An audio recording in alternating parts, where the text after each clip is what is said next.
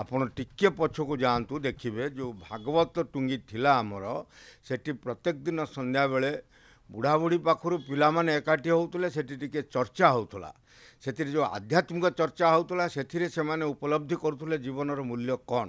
ତେଣୁ ସମସ୍ତେ ଜୀବନକୁ ଭଲ ପାଇବା ଉଚିତ ଏବଂ ସଂଘର୍ଷ କରିବା ଉଚିତ।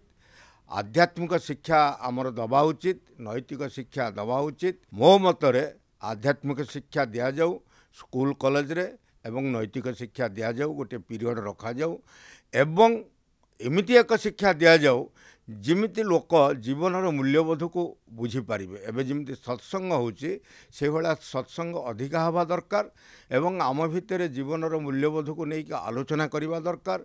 स्कूल कॉलेज रे आलोचना हवा दरकार जहा फल आत्महत्या प्रक्रियाटा निश्चित भाव में कम हम।